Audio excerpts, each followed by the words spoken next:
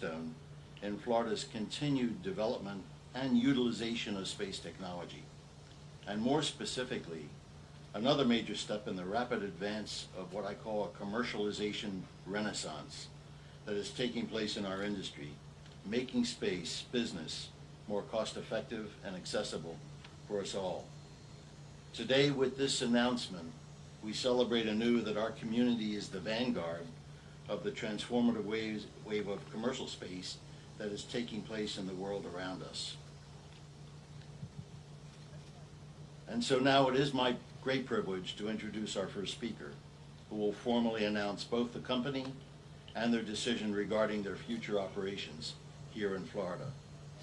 We're honored to have Governor Ron Desantis with us this morning, who for this audience needs no introduction. But it suffices to say that he has brought stellar, that's a space term, academic, military, and management credentials to the leadership of the state, as well as his energetic and principled service grounded in constitutional principles and protection of our liberties as citizens of Florida. Since his inauguration, he has moved pretty much at light speed, fighting to implement reforms and new initiatives affecting teacher bonuses, our education system, Everglades restoration, protection of our water resources, support of our veterans, and most critically, hurricane recovery in our state. He is a real champion for growth of our industry and the opportunities in it for all of us. Ladies and gentlemen, please join me in welcoming the 46th Governor of the great state of Florida, Governor Ron DeSantis. Thank you. Thank you so much. It's great to be in the Space Coast of Florida, which is the space capital of the world. And we appreciate what's going on here. And there's been remarkable progress over the particularly recent history. And today we have an even, in some respects, stellar announcement.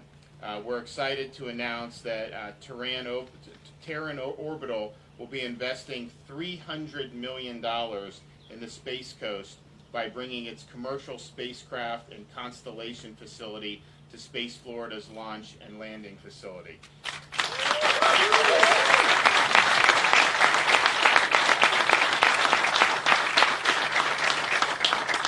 This will be the largest satellite manufacturing facility in the entire world.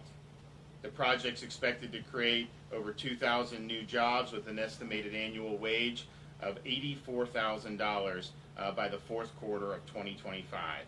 The new campus will enable complete satellite manufacturing from the smallest components to the final product. This will mean circuit boards and space vehicles. Satellite manufacturing is an important part of the economy here in the Space Coast, and this really ups the ante. In 2020 alone, 1,200 satellites were launched into space, triple the number of satellites launched in 2019. It's currently estimated that more than 50,000 satellites will be deployed by 2030. And if those estimates hold up, we'll end up launching 4 times the number of satellites in the next decade than in the previous 6 decades combined. And so we're excited here with this move, and we know that this will have a hugely positive impact on this area. This builds off a lot of success that we've had here in the Space Coast in recent years. We've had a number of companies from Sierra Space to CAE to Redwire that have brought locations here to the state of Florida, and many, many more on top of that. And I think people know that Florida is a great environment for doing business.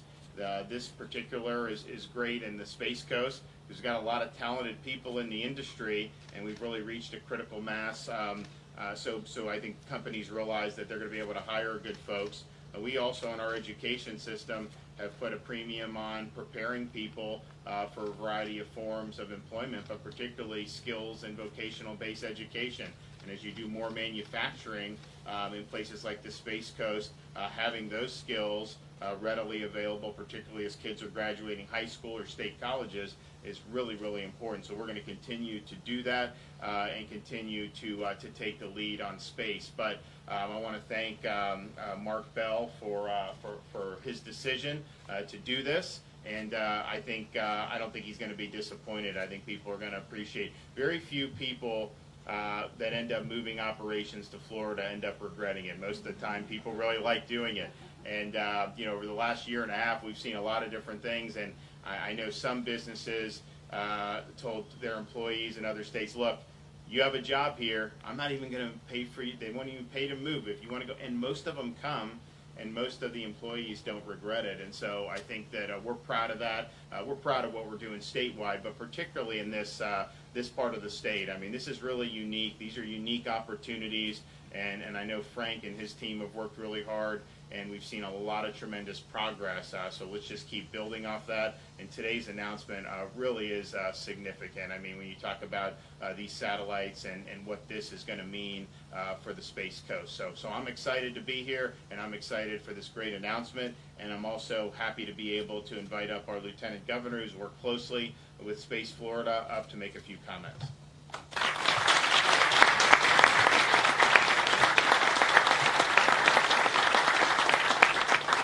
Good morning. Thank you, Governor DeSantis, for being here. It just shows the importance of what we're announcing today, and I'm thrilled to be a part of it. Thank you all as well, the distinguished guests, our elected officials, our industry leaders. We appreciate you being here. I'd also like to thank Mark Bell of Terran Orbital and our Associate Director of Kennedy Space Center, Ms. Jennifer Coons, for being in attendance. Again, it just shows the importance of partnerships that we've established here with Space Florida. So as Lieutenant Governor and Chair of the Board of Space Florida, it is indeed so exciting to watch how the space industry has reached new heights, and pardon the pun, but certainly how we continue to define our role in space. Not just space travel and exploration, but as the Governor mentioned, manufacturing, training, readiness. Those are things that we have put a premium on. We have put a priority on making sure that we continue to expand in terms of other aspects related to the space industry. Terran Orbital brings nearly a decade of expertise in nano and microsatellite technologies to the Space Coast. And again, Governor DeSantis and I are committed to making sure that Florida is the world's premier aerospace location. Commercial space exploration here in Florida resulted in $1.5 billion in statewide investments, and Terran Orbital's partnership with the state further solidifies Florida's reputation as the place for space. We've expanded our capacity beyond rockets and launches, and while we are proud to be known as the space launch capital of the world, as I mentioned, we want to ensure that we are keeping with the times, that we're providing opportunities for our students here and throughout every corner of our great state. Our ecosystem continues to expand. As I mentioned, supply chain, manufacturing, logistics, all important resources to our state's economy, and in turn bringing thousands of high-quality, high-wage jobs. So again, I'm proud of the work our administration has done in this area. I'm proud of the work Space Florida has done. This has been a long time coming, as I mentioned to Mark, and so we're excited to see it come to fruition. It's a dynamic partnership, one that's going to continue to flourish and provide opportunities. And so we know that private industries have a choice when they seek to relocate and bring their business and conduct their business. And I assure you, you are going to be very happy you came to Florida, and we're going to continue to provide great opportunities for your employees and for all your related partnerships. So with that, on behalf of the Space Florida Board of Directors, I thank you, and I'd like to call Mr. Mark Bell up to the stage. I understand that you have a pretty unique, successful life, not just in space and business, but I'll let you tout your credentials as a Tony Award winner. Thank you all again very much.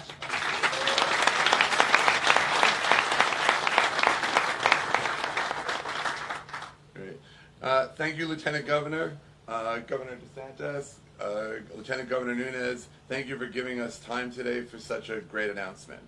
I'd also like to thank Representative Thad Altman, Representative Tyler Sirius, Senator Tom Wright, and Linda Weatherman for being here today with us. Today marks a major milestone for Terran Orbital, and for me personally, as a Florida resident, I am thrilled to be writing the next chapter of our company's history right here in my home state. There is no better place I could think of if you had $300 million to invest than investing it right here in the great state of Florida. And at the risk of oversimplifying, the history of space exploration began with huge teams of scientists and engineers building massive space vehicles in which the majority of the effort went into the spacecrafts themselves and the vehicles that launched them. These early satellites were large, heavy, expensive to launch, with less computing power than the phone you carry today. That all changed in 1999 when Dr. Jordi Puig-Suari and Bob Twiggs invented the CubeSat, a satellite with computing power of a personal computer that could fit in the palm of your hand. In 2011, Dr. Puig-Suari co-founded TIVAC to focus on commercial applications of nanosatellites. And in 2013, our company, Terran Orbital, acquired TIVAC, creating the world's most innovative satellite company.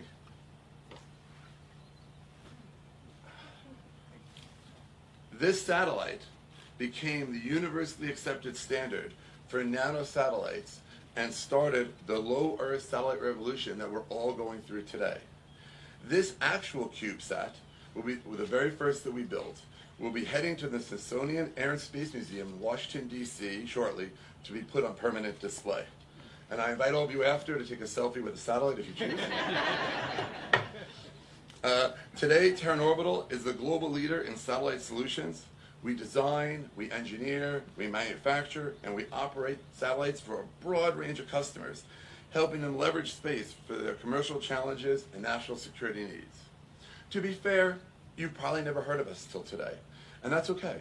We're currently listed on billions of dollars of U.S. government programs and growing at an incredible rate. For us, Space Florida is a perfect place to tell the world who we are and why we're going to continue to dominate the small satellite marketplace. The commercially driven space industry continues to grow at an incredibly rapid rate, which requires us to significantly expand our capabilities. I am proud to focus our expansion plans here at Space Florida's launch and landing facility right over at Cape Canaveral. We will be building the world's most extensive satellite assembly facility. Phase 1 alone will be over 660,000 square feet of space. We will bring all aspects of satellite creation, manufacturing, production into one place. We will be able to produce over 1,000 satellites a year here and over 1 million satellite components annually, all at the single location here. We will continue to vertically integrate in order to control our own destiny. We will own our own supply chain, and we will continue to add other companies to our portfolio to enhance products that we make for the future. This facility will represent one of the most advanced satellite manufacturing complexes in the world, serving the civil, commercial, and government needs. But we will not only build satellites for our customers, but we will also start building them for ourselves. Our first satellite constellation will be called Predasar. It will be the world's most advanced, software-defined, synthetic aperture radar constellation. There'll be a quiz on that later. Ever notice if you look at Google Earth or Google Maps, you notice you always see the planet on a clear sunny day? It's because traditional imaging can't see through the clouds and can't see at night. With Predasar, you'll be able to take images of the Earth 24 hours a day, 7 days a week, 365 days a year. It's a technological breakthrough which will radically change how we look at our amazing planet. And we have a short video here. I don't know if you can see it, if you'll be able to see it. We're going to try it to kind of explain what Predasar is and what SAR is, to put it in layman's terms.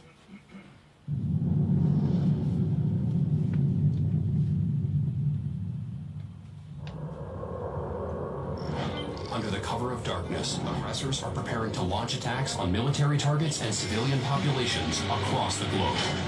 To stop them, friendly forces need to detect and react within a matter of hours, even minutes. On a barrier reef, an oil tanker crashes and spills millions of barrels of oil into the ecosystem. Time is critical to prevent the spread and begin cleanup. Massive wildfires are moving quickly, trapping hikers and campers. Rescuers need the visibility to see through thick layers of smoke to locate those trapped. A devastating hurricane makes landfall in the night, flooding homes, washing away streets, and stranding thousands. Timing is critical, and first responders need immediate insights into which areas need help first to save lives. In perilous situations where life and valuable resources are on the line, the need for real-time data and visibility is critical. Unfortunately, there are no existing solutions to adequately meet these demands. Physical access to these areas from aircraft is often impossible. Visibility negative. Traditional satellites can take days or weeks to get clear pictures from space, limited to daylight and perfect weather. when answers are needed quickly, there needs to be a different solution. That's where Predasar comes in. Predasar is deploying the world's largest fleet of radar satellites, traveling around the Earth closely and quickly in low Earth orbit. These satellites use a technology called synthetic aperture radar, or SAR, to see anywhere on Earth in minutes. SAR is a technology that uses radar to transmit radio waves to Earth and listens for those waves to bounce back. Predasar then uses SAR technology to form those waves into pictures, videos, and 3D models of objects. Where traditional imaging satellites need the sun's light to capture images, Predasar uses radar to make its own light at any time of day, seeing through clouds, weather, and smoke. For decades, this technology was almost exclusively used by governments. But advances in technologies and more affordable access to space have opened the doors for a wide range of global commercial opportunities. With Predasar, we can see anywhere in the world in a matter of minutes. No obstructions, no delays. First responders can pinpoint where help is needed the most. Insurance companies can assess where large-scale damage is most severe. And the military can have unparalleled insight into every move the enemy makes, day or night. With lives and precious resources on the line, the world can no longer afford to stay in the dark. Predasar will be there when the world needs it the most. And these satellites are going to be manufactured here at our facility at Cape Canaveral. I want to acknowledge the tremendous support we've received from the state, in particular, Space Florida. Lieutenant Governor Nunes, Frank DeBello, and their amazing team's assistance in arranging for the facility and the equipment financing, as well as other economic and workforce aid. The launch and landing facility is a historic location at Kennedy Space Center that is becoming a growing hub for commercial space activity, and we are proud to be part of it. Another reason we chose Florida is the incredible business-friendly environment that you, Governor DeSantis, and the legislature have created in this state, as well as the local economic development assistance, supply chain, and especially the skilled workforce that is here in Florida. For the 2,100 employees that we will be hiring, we envision a 21st century work environment, a workplace unparalleled in technology as well as amenities, a place where people will be excited to go to work every day, with employee-centric facilities unlike that has ever been built before.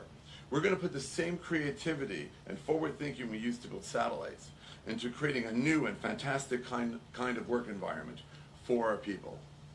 We are proud to be joining the growing families of companies that are part of the space community here at Cape Canaveral, including our strategic partner, Lockheed Martin.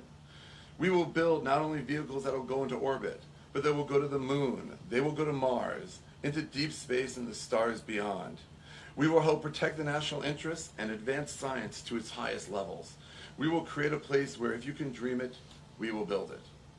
And finally, I'd like to thank Anthony Previtt, my business partner, one of my best friends for over 30 years. It was Anthony's drive and never-ending dedication to make Space Florida a reality. Tony couldn't be here today. He wanted to ensure a long-standing tradition of him doing all the work and me taking all the credit. But that's not happening today. Thank you, Tony, for everything you've done for us.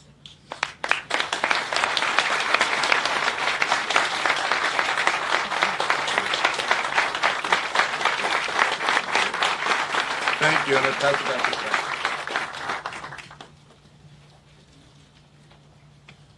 Thank you, Mark. And it seems only fitting that one of the key leaders in this commercial space renaissance that I talked about a few minutes ago should himself be a Renaissance man. The broad background that the Lieutenant Governor was referring to, among Mark's business accomplishments in capital formation, he has his own capital companies, started a number of companies which have gone public, but if that were not enough, he's also a successful producer and sponsor of plays, musicals, and movies. And among his credits, Jersey Boys, Rock of Ages, The Wedding Singer, Augusto Sage County, and he's a holder of 2 Tony Awards. So we're proud to have that kind of talent in this area, and we look forward to what you'll be producing in this area as well.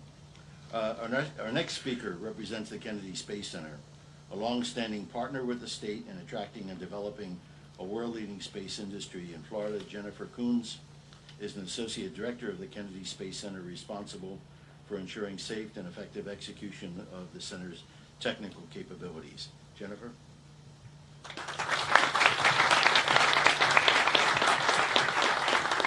Thank you, and good morning, and welcome everyone. That is a tough act to follow, and that was before the Tony Awards. So, anyway, for 60 years, Kennedy Space Center has been the nation's premier launching ground for science, technology, and exploration.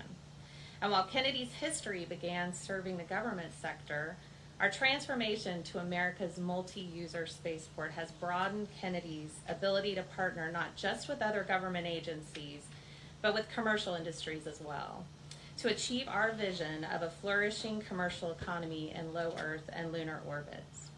Terran Orbital's planned campus will be near what was originally named the Shuttle Landing Facility, a place very dear to a young engineer who grew up in the shuttle program.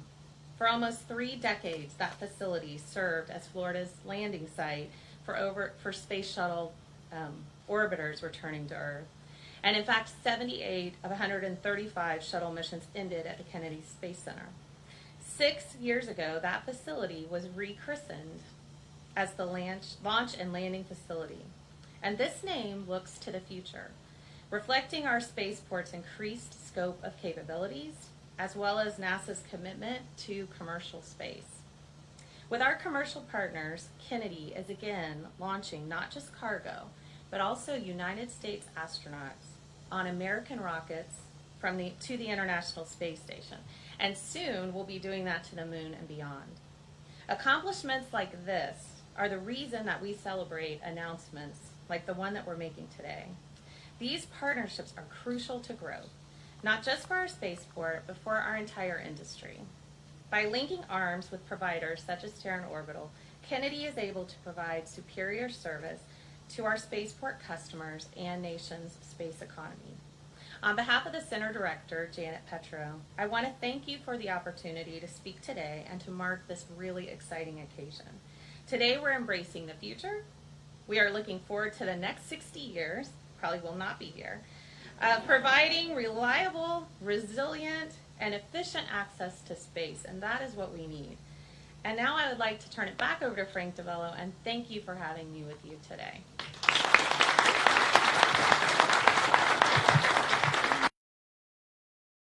We want to acknowledge the partnership that we have both with the Kennedy Space Center as well as the Space Force here. Both federal partners and the FAA have been tremendous partners in allowing us to not only operate effectively, introduce commercial companies into that mix, and to ensure that we have a vibrant future as this renaissance that I referred to continues to take place. I also want to acknowledge 2 other partners that we have in the audience. Our partnership with the Florida Department of Transportation is a stellar one, and they have been a reliable ally in almost everything that we've done to advance and introduce commercial operations into the Cape.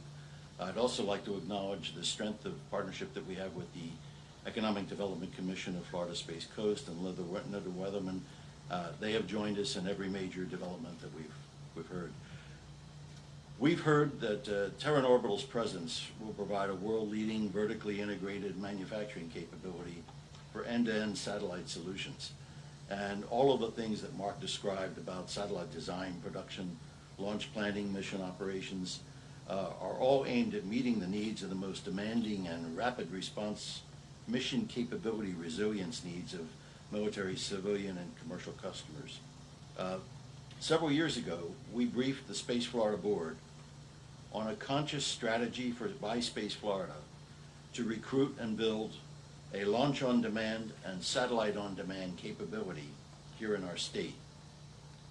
This capability was viewed as an essential component to meet the growing needs by industry and government to ensure rapid replenishment and survivability of critical assets and capabilities in orbit. Both commercial operators of constellations as well as those managing assets for national security surveillance and operational needs of our warfighters see this capability for rapid deployment and delivery of challenged or lost assets on orbit as essential. Terran Orbital is a key part of that strategy being implemented. As we look to the future, we note that Terran Orbital has assembled a team and a board that possesses strong industry and national security pedigree and is already building in Florida an employment profile with plans for a sustained and trained manufacturing workforce and experience in all of the technical disciplines that we desire to have here. And the selection of Florida for the company's development and manufacturing operations was the result of a carefully considered business decision, and it confirms the commercial and operational advantages of locating future space businesses in Florida.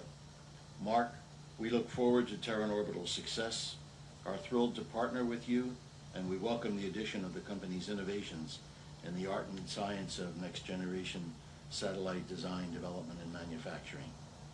Welcome to the community here in Florida. That concludes our program. I want to thank you all for being with us today. We welcome you to join and mingle with the company's staff. I should acknowledge the Terran Orbital crowd that's in the audience. Roger, I know you're going to play, in fact, your board is going to play a major role in the development of this company, and I appreciate all of you turning out for today. So thank you. That concludes our program, and there will be a press availability now in the area, I guess right to my left, your right. Thank you all very much.